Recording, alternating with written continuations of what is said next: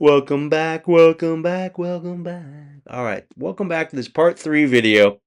In answering that test question, given the three ratios, 4, 10, and 14 of the angles of a triangle, what is the measurement of the largest angle? And so, left off in that part 2 video, this is part 3 video. And we left off in part 2 in reducing our fraction, where x is equal to 180 over 28. Another way to say that is 180 divided by 28.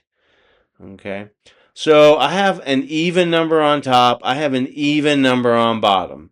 And I take this very, very, very slow. And since these both are even numbers, I know the smallest even number when reducing our fractions can be divided into both top and bottom because they're both even numbers, right? So I'm going to divide 180 divided by 2 into the top. I'm going to divide 28 divided by 2 into the bottom.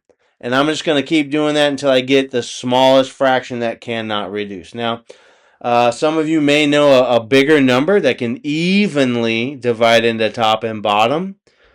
And go for it if you can do that. But I like to not skip steps, and I'll start with the smallest even number. And I'm just going to keep on, keeping on, and reduce that fraction. Okay, so you can see here we have 180 divided by 2, 28 divided by 2. I know that 2 times 90 is 180, and I know 2 times 14 is 28. So 28 divided by 2 is 14.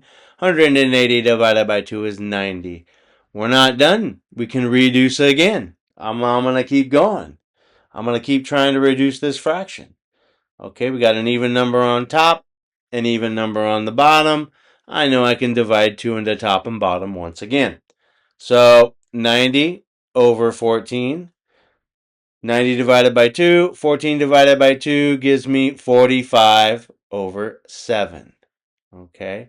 I know because 2 times 45 is 90 and 2 times 7 is 14. So we have this 90 over 14 reduced. Can you reduce it again? Let's check it out. Can we reduce it again? Is there a number other than 1 that will be divided evenly into the top numerator and the bottom denominator? Let's see. No.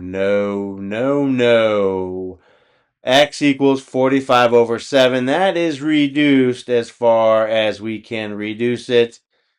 I can divide 1 into top and 1 into bottom, but that doesn't simplify the fraction any further. So we're not finished yet. We still need to answer that question. I know what x equals 45 over 7. Now let's, in part 4 video, let's answer this question, which was, what is the measurement of the largest angle? All right. So if I went too fast, please stop, pause, rewind the video.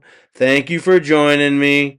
Math is easy, step by step. Stick around for part 4 video, and I will answer this question. I will also give you some search suggestions on the internet to practice your new skills. Please like, follow, share, and subscribe.